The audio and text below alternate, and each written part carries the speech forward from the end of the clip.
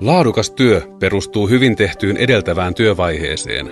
Siksi on erityisen tärkeää, että tasoitettavat pinnat ovat tasoitetyön tekemisen edellytykset täyttäviä. Tämä asia dokumentoidaan aloituskatselmuslomakkeeseen.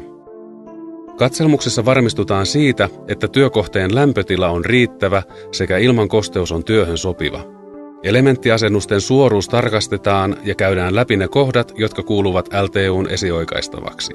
Kaikki tekemättömät hionnat, piikkaukset sekä kurapaikkaukset kirjataan aloituskatselmuspöytäkirjaan. Ikkunapielien suoruus käydään lävitse ja ontelourat tarkistetaan. Kaikki alakatot, kotelot ja kevyet väliseinät pitää olla valmiina ennen tasoitetyön aloittamista.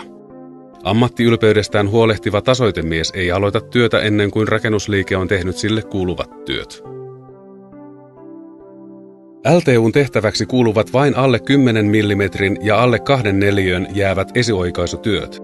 Seinäsaumat vedetään leveällä liipalla alhaalta ylös asti.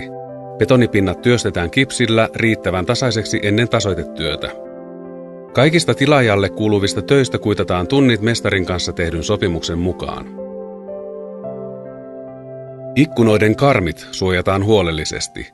Samoin patteriventtiilien, sprinklereiden ja mahdollisen sähkökeskuksen suojaaminen sekä patteriputkien öljyäminen on tasoitemiehen vastuulla.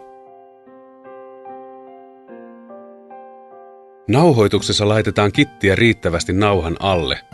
Nauha vedetään yhtäjaksoisesti ylhäältä alas siten, että nauhakittiä pursuaa nauhan alta. Näin tehtynä nauha ei kupruile. Kun kipsilevyseinä ylitasoitetaan, ei nauhakittiä levitetä nauhan päälle. Työntekijät ottavat vastaan työmaalle tulevat materiaalit sekä siirtävät ne varastoon ja edelleen työkohteeseen. Ulos jäävät tasoitelavat suojataan muovilla kastumisen estämiseksi. Kantamisessa kiinnitetään huomiota oikeaoppisiin työasentoihin.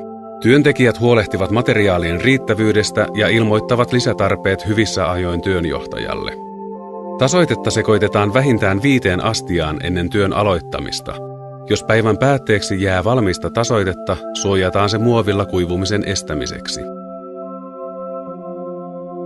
Pohjatasoitteen levittämisessä työn oikea rytmitys on tehokkaan työskentelyn perusta. Työ rytmitetään siten, että työstettävää pintaa on jatkuvasti tehtäväksi.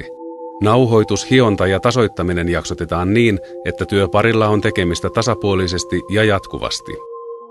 Molemmat osallistuvat kaikkiin työvaiheisiin mahdollisuuksien mukaan, eivätkä pidättäydy esimerkiksi vain liippaamisessa. Järkevät kokonaisuudet tehdään 1 päivän aikana. Esimerkiksi yhtä makuuhuonetta ei jätetä pohjaamatta ja siirretä sen tekemistä seuraavaan päivään.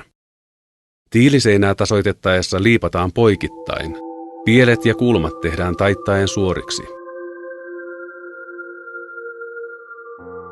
Sumukatto kitataan ja hiotaan hyvin pohjatasoituksen jälkeen. Näin saadaan liipan kantit, naarmut ja suurimmat kivenmurut tasoitettua, jolloin ne eivät tule näkyviin valmiin kattopinnan alta. Sumukatto ruiskutetaan tasalaatuiseksi koko suhteessa. Sumukaton malli hyväksytetään mestarilla koko mallihuoneen valmistuttua. Kun kattopinta on kokonaan ruiskutettu tasalaatuiseksi, kytketään kakkosnopeus koneeseen ja jatketaan seinäpintojen ruiskutuksella. Seiniin ruiskutetaan riittävä ja tasainen kerros pintatasoitetta. Seinät liipataan lattian rajasta ylös taittaen hieman jompaan kumpaan suuntaan.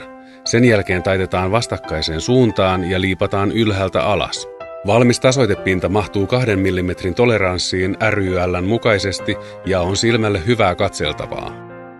Pintatasoite on valmis hiottavaksi, kun tasoite on riittävän kuiva.